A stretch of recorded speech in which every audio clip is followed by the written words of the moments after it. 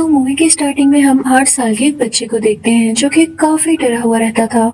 उसे कोई चीज परेशान करती थी और वो हमेशा सहमा हुआ रहता था। वो 8 साल का था। उसके पेरेंट्स भी इस बात को लेके काफी परेशान थे। तो वो एक दिन अपने घर में कुछ एक्सोर्सिस्ट को बुलाते हैं जिनमें एक कपल होता है और चर्च के फादर। उस छोटे बच्चे का नाम डेविड होता है। उसकी एक बहन भी होती है और इस वक्त इनके घर उसकी बहन का दोस्त भी था। उसकी डेविड के साथ काफी अच्छी फ्रेंडशिप थी। तो वो डेविड को सुलाने ले जाता है। अब डेविड की बहन का दोस्त उसे लिटा कर वहाँ से चला जाता है, लेकिन डेविड को फील होता है कि जैसे कोई उसका रूम खोलने की कोशिश कर रहा है। तो डेविड जाकर वॉशरूम में छुप जाता है, लेकिन वहाँ पर उसको लगता है कि कोई उसे देख रहा है। उसे वहाँ पर कई ज्यादा हाथ भी नजर आते हैं और बाथ टब में खून आने लगता है। वो काफी ज्यादा डर जाता है और चिल्लाने लगता है। उसकी आवाज सुन के सारे फैमिली मेंबर्स ऊपर आ जाते हैं, लेकिन यहाँ डेविड जो कि 8 साल का बच्चा था काफी ज्यादा गुस्से में आ चुका था और आउट ऑफ कंट्रोल हो चुका था। वो अपने ही डैड की टांग पर स्टैब कर देता है। अब मेल एक्सोर्सिस्ट उसे उठाकर नीचे लेकर आ रहा होता है, लेकिन अपने नाखूनों से वो दीवार पर स्क्रैच करता जा रहा था। यानी ऐसे लग रहा था जैसे उसे किसी ने पोजेस कर लिया हो। उसे लाकर नीचे डाइनिंग टेबल पर लिटा दिया जाता है और फादर उसके ऊपर कुछ स्पेल्स पढ़ने लगते हैं। वो लोग उसे कंट्रोल में लाने की कोशिश कर रहे थे, लेकिन इसी दौरान डेविड के मुंह से झाग आने लगती है और वो काफी ज्यादा स्ट्रॉन्ग होकर अपने आप को छुड़ा लेता है। इसी के साथ वहाँ पे बहुत बुरा तूफान आने लगता है। घर की चीजें टूटने लगती है और फादर भी गिर जाते हैं। दोनों एक्सोर्सिस्ट ने उसे काफी मजबूती से पकड़ा हुआ था, लेकिन वो खुद को छुड़ाने की कोशिश में था। वो खुद की बॉडी को काफी अजीब तरीके से फोल्ड करने लगता है, जो कि देखने में बहुत खौफनाक है। उसको ऐसी हालत में देख के उसकी बहन का दोस्त उसके पास जाता है और उसे पकड़ के कहता है कि तुम जो कोई भी हो, इस मासूम बच्चे की बॉडी को छोड़कर मेरे अंदर आ जाओ। यानी वो वाकई डेविड से बहुत प्यार करता था और उसके कहते साथ ही डेविड की आंखें नॉर्मल होने लगती है और जो भी डीमन उसके अंदर था या कोई स्पिरिट वो डेविड की बहन के दोस्त के अंदर आ जाती है और अब उसकी हालत खराब होने लगती है। दूसरी तरफ जब डेविड पोसेस था तो उसने मेल एक्सोर्सिस्ट पर भी बहुत बुरा हमला किया था और अब उसकी तबीयत भी काफी बिगड़ चुकी थी और उसे हॉस्पिटल ले जाया गया था। डॉक्टर्स उसकी वाइफ को बताते हैं कि इसे बहुत बुरा हार्ट अटैक हुआ है। इसी चीज ने उसे पूरी तरह से डरा दिया है। वो सब उसके लिए प्रे करने लगते हैं। दूसरी तरफ हम डेविड की बहन के दोस्त को देखते हैं जो कि अब बिल्कुल नॉर्मल हो चुका था और अपनी दोस्त के साथ काम करवा रहा था, लेकिन जैसे ही वो घर के अंदर आता है तो देखता है कि किसी दीवार में एक होल हुआ है। वो उसके अंदर देखता है तो उसे कोई घोस्ट नजर आता है जो उस पर अटैक करने की कोशिश कर रहा होता है, लेकिन वो खुद को बचा लेता है। लेकिन असल में ये उससे बचा हुआ नहीं था, क्योंकि वाकई वो सोल डेविड की बॉडी छोड़कर इसके अंदर आ चुकी थी और अब वो जल्द ही इसकी बॉडी को बिगाड़ने वाली थी, पूरी तरह से अपने कंट्रोल में करने वाली थी। वो फौरन वहाँ से बाहर निकल आता है और अब वो दरख्त पर बैठकर चेन सॉ की मदद से दरख्त को काट रहा होता है, लेकिन चेन सॉ स्टार्ट ही नहीं हो रही होती। तभी उसे अपने साथ खिड़की पर कोई घोस्ट दिखाई देता है जो कि उसे ही देख रहा था और तभी चेनसो स्टार्ट हो जाती है। उससे उसकी बॉडी बिगड़ सकती थी, लेकिन इससे पहले ही वो चेनसो नीचे गिर जाती है और उसकी जान बच जाती है। वो काफी डर जाता है और अपनी गाड़ी लेकर वहाँ से जाने लगता है, लेकिन उसे रोक लिया जाता है। उधर हॉस्पिटल में भी जब मेल एक्सोर्सिस्ट को होश आती है तो वो भी यही कहता है कि डेविड की बॉडी को वो सोल छोड़कर अब उस लड़के की बॉडी में आ चुकी है जो कि डेविड की बहन का दोस्त है। वो अपनी वाइफ से कहता है कि फौरन उनको कॉल करो और उन्हें बताओ कि सोल बहुत खतरनाक है, उससे बच कर रहे। उसकी वाइफ जब डेविड की बहन को कॉल कर रही होती है तो वो कॉल नहीं उठा पाती, क्योंकि वो बहुत लाउड म्यूजिक लगा के डांस कर रही होती है ताकि उसका दोस्त अच्छा फील करे। इसी दौरान डेविड की बहन के दोस्त की तबीयत काफी खराब होने लगती है, क्योंकि वो अपने कंट्रोल में नहीं था। उसे समझ ही नहीं आ रहा था कि वो यहाँ खड़ा कैसे है। वो काफी वीक फील करने लगता है। जब फीमेल एक्सोर्सिस्ट की कॉल कोई नहीं उठाता तो वो परेशान हो जाती है। वो फौरन से पुलिस को कॉल करती है और उनसे कहती है कि आप फौरन से डेविड के घर चले जाएं। अब डेविड की बहन जिस दूसरे आदमी के साथ डांस कर रही होती है वो एक घोस्ट में बदल जाता है। उसकी शक्ल काफी अजीब हो जाती है और वो उसको डराने लगता है। वो काफी चिल्लाती है क्योंकि वो काफी डर चुकी थी और अपने दोस्त को लेके वहाँ से चली जाती है।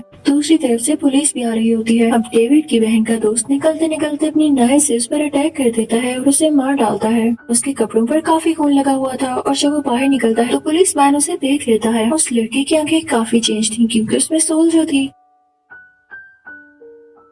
वो पुलिस से बात नहीं करता तो पुलिस मैन उससे कहता है कि तुम्हारे कपड़ों पर खून भी लगा हुआ है तो मेरे साथ आओ। अब हम देखते हैं कि वो मेल और फीमेल दोनों एक्सोर्सिस्ट के साथ बैठा होता है। वो उससे कहते हैं कि हम ये देखना चाहते हैं कि तुम्हें सोल है या नहीं। तुम बाइबल पढ़ना शुरू करो। अगर तुमने बाइबल पढ़ ली तो इसका ये मतलब है कि वो सोल अभी तुम्हारे अंदर नहीं है, क्योंकि अगर वो तुम्हारे अंदर होगी तो तुम्हें वो बाइबल नहीं पढ़ने देगी। अब जब वो लड़का बाइबल पढ़ना शुरू करता है तो उसे पता चलता है कि मेरे अंदर अभी कोई सोल नहीं है, क्योंकि वो बाइबल पढ़ पा रहा था और इसने जिस आदमी को मारा था इस बारे बारे में केस भी बन चुका था और इसे पुलिस अरेस्ट करने वाली थी। लेकिन तभी वहाँ पर इस लड़के की लॉयर आ जाती है। वो दोनों एक्सोर्सिस्ट उस लॉयर से कहते हैं कि इस लड़के ने नहीं मारा, उसमें कोई सोल है, कोई गोस्ट है जिसने उस आदमी को मार दिया। और ये लोग ये भी बता रहे हैं कि उस आदमी में भी कोई गोस्ट आ गया था। तो लॉयर कहती है कि तुम लोग प्लीज असली दुनिया में आ जाओ। कौन ऐसी बातों पर यकीन करेगा? वो तो यही कहेंगे कि अपने सर से लोग क्राइम टाल रहे हैं। वो लॉयर किसी भी सूरत नहीं मान रही होती कि ये किसी डीमन या सोल का काम है। तो वो मेल एक्सोर्सिस्ट से कहता है कि ठीक है, रात को आप घर आइएगा, मैं आपको खुद दिखाऊंगा वो डीमन। अगर आपको वो डीमन ना दिखाई दिया तो बेशक आप उस लड़के को अरेस्ट कर लीजिएगा। तो लॉयर कहती है कि ठीक है, मैं आ जाऊंगी। वो बहुत कॉन्फिडेंट होती है। नेक्स्ट सीन हम कोर्ट का देखते हैं, क्योंकि अब उस लॉयर को भी यकीन हो चुका था कि ये काम डीमन का है। वो जज को बोलती है कि ये मर्डर डीमन ने किया है,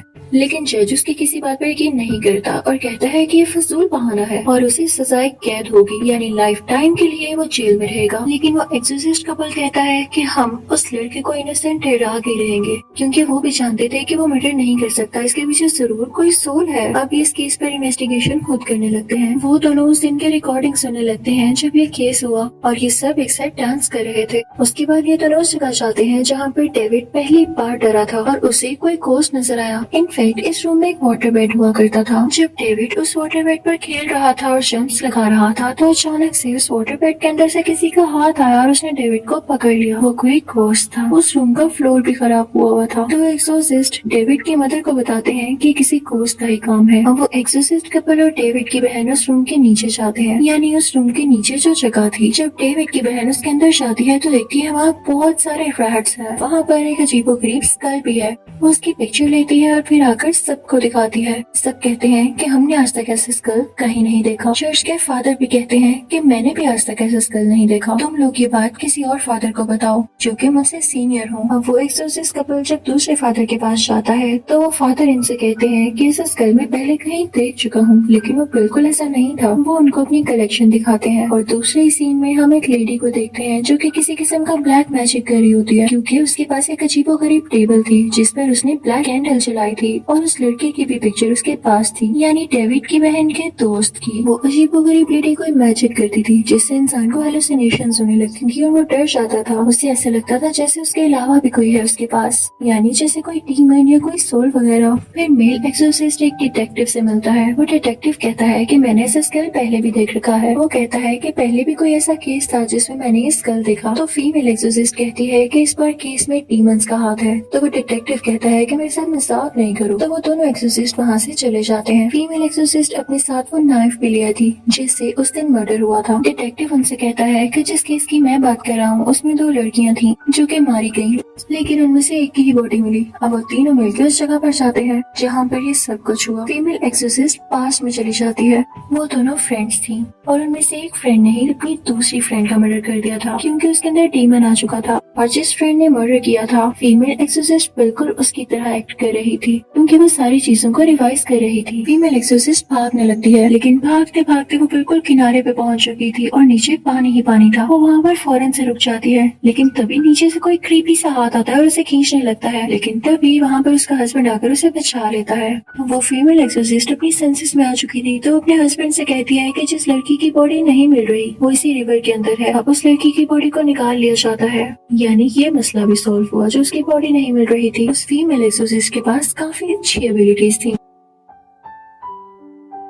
अब ये दोनों हॉस्पिटल आते हैं। उस लड़की की डेड बॉडी भी वहीं पर थी, तो फीमेल एक्सोर्सिस्ट उसके पास जाती है और उसका हाथ पकड़ती है, ये पता लगाने के लिए कि ये सब कैसे हुआ। और तभी उसे अपने सामने एक केव दिखाई देती है जो कि काफी डार्क थी। वो उसके अंदर जाने लगती है, उसे सारा काले जादू का सेटअप नजर आता है और वहाँ पर कोई औरत थी जो कि काला जादू कर रही थी। डेविड की बहन के दोस्त पर ही फीमेल एक्सोर्सिस्ट उसका फेस भी देख लेती है। वो काफी अजीब थी। वो उससे कहती है कि तुम ये क्या कर रही हो, लेकिन इससे पहले कि वो औरत कोई जवाब देती, रियल वर्ल्ड में कोई डेड बॉडी उस औरत पर यानी फीमेल एक्सोर्सिस्ट पर अटैक करने आ रही होती है। तो उसका हस्बैंड उसे कहता है कि छोड़ दो उसका हाथ, अपनी इमेजिनेशन बंद कर दो। और फीमेल एक्सोर्सिस्ट को ऐसा करना पड़ता है। फिर उस मेल एक्सोर्सिस्ट को एक बुक मिलती है जो कि उनके जूनियर ने उन्हें दी थी। उसके अंदर लिखा हुआ था कि कैसे ब्लैक मैजिक ये सब कर रहे हैं और उन विचेस या उन औरतों को कैसे मारा जा सकता है जो कि ब्लैक मैजिक करते हैं। वो एक्सोर्सिस्ट उनको पढ़ने लगता है। तभी उसे एक विजन आता है कि कोई गोस्ट और वही डेड बॉडी उस पर अटैक करने वाले हैं। उसके हाथ में नाइफ होती है और वो वापस से उन पर अटैक करने लगता है कि तभी उसका हाथ उसका जूनियर पकड़ लेता है और कहता है कि आप अपनी वाइफ को मारने जा रहे थे। यानी उसको जो विजन्स आ रहे थे वो डीमंस ही दिला रहे थे कि वो अपनी वाइफ को मार डाले, क्योंकि उसकी वाइफ डीमंस के लिए बहुत बड़ा खतरा जो थी। अब वो फीमेल एक्सोसिस्ट उस सीनियर फादर से मिलने के लिए जाती है। वो सीनियर फादर उसे एक बुक दिखाते हैं जिसके ऊपर किसी बच्चे की पिक्चर लगी होती है। वो उसे बताते हैं कि ये एक विच है। तो वो फीमेल एक्सोसिस्ट उनसे कहती है कि आपने मुझे पहले क्यों नहीं बताया। तो वो कहते हैं क्योंकि ये मेरी बेटी है। फिर वो फादर उसे गार में ले जाते हैं, एक केव में जो कि वो पहले भी विजन में देख चुकी थी। और वहीं पर वो चुड़ैल भी होती है जो कि ब्लैक मैजिक कर रही थी और यही फादर की बेटी थी। तभी अचानक से हम देखते हैं कि वो विच ऊपर आती है और अपने फादर को ही मार डालती है। ये उस फीमेल एक्सोसिस्ट के पास अच्छा मौका था, क्योंकि उसके सामने वो टेबल था जिसपे ये औरत ब्लैक मैजिक किया करती थी। ये फीमेल एक्सोसिस्ट उस टेबल को गिराने के लिए जाती है, लेकिन वो टेबल इतना भारी होता है कि उसे गिरा नहीं पाती। वो इतनी ही देर में वो विच आकर भी उस पर अटैक करने लगती है और वो अपनी जान बचाने लगती है। तभी उसका हस्बैंड यानी वो मेल एक्सोसिस्ट भी आ जाता है और अपनी वाइफ को फील करके उसे पता चल जाता है कि वो इस वक्त कहाँ पे है। वो बेसमेंट का दरवाजा तोड़ने लगता है। अब नीचे वो फीमेल एक्सोसिस्ट काफी मुश्किल में होती है, क्योंकि वो वहाँ से भाग रही होती है लेकिन उसे रास्ता नहीं मिल रहा होता। इतनी ही देर में उसे अपने सामने मिरर नजर आता है। वो हर तरफ खुद को देख पा रही थी और तभी वो बुरी औरत यानी विच आकर उस पर चाकू से अटैक करने लगती है। फीमेल एक्सोसिस्ट उसे पत्थर मारती है और वहाँ से भाग जाती है। अब वो विच उस मेल एक्सोसिस्ट के पास जाती है उसके वाइफ के रूप में और उसे अपने कंट्रोल में कर लेती है। दूसरी तरफ हम ये देखते हैं कि डेविड की बहन का दोस्त काफी बीमार था, क्योंकि उसे जेल में बांधा गया था। एक बात तो ये थी कि उस पर एक मर्डर का इल्जाम था और दूसरा ये कि उसमें कोई सोल बार बार आ रही थी। उसकी बॉडी यहाँ काफी अजीब तरह मूव करने लगती है और उसकी तबीयत बिगड़ने लगती है। दूसरी तरफ विच उस मेल एक्सोसिस्ट को ऑर्डर देती है कि हैमर से अपनी बीवी को मारने जाओ। मेल एक्सोसिस्ट पूरी तरह से विच के कंट्रोल में था, तो वो हैमर लेके अपनी बीवी को मारने जा रहा होता है, लेकिन तभी उन्हें पुराना वक्त याद आ जाता है जब वो अपनी बीवी से पहली बार मिले और उन्हें सब याद आ जाता है कि वो अपनी बीवी और अपनी फैमिली से कितना प्यार करते हैं। वो नॉर्मल होने लगते हैं और हैमर लेके सीधा उस टेबल की तरफ बढ़ते हैं जो कि विच की थी और जिस पर विच ब्लैक मैजिक किया करती थी। वो उस टेबल को तोड़ देते हैं, जो कि आज तक कोई न कर पाया। अब यहाँ पे वो मेल एक्सोसिस्ट बिल्कुल नॉर्मल हो जाते हैं। वो विच भी काफी वीक होके मारी जाती है। दूसरी तरफ डेविड की बहन का दोस्त भी अब बिल्कुल ठीक हो चुका था, क्योंकि वो सोल्स जो विच कंट्रोल कर रही थी उसकी बॉडी से निकल जाती है और सारा ब्लैक मैजिक का असर खत्म हो जाता है। अब लास्ट सीन में हम देखते हैं कि डेविड की बहन काफी परेशान होती है, क्योंकि कोर्ट में ये बताया जाता है कि उसके दोस्त को 5 साल की सजा हो रही है, क्योंकि कोर्ट अभी भी इस बात पर बिलीव नहीं करती कि कोई डीमन इस तरह का काम कर सकता है। डेविड की बहन के दोस्त को जेल होने के बावजूद डेविड की बहन उससे शादी कर लेती है और इसे जेल में मिलने जाया करती थी, लेकिन बाकी केसेस सॉल्व हो चुके थे। वो सारे डीमंस जो इन लोगों की बॉडीज में आकर इनको तंग किया करते थे वो अब जा चुके थे और ब्लैक मैजिक का असर भी खत्म हो चुका था। इसी के साथ ये मूवी भी एंड हो जाती है। Thank you for watching.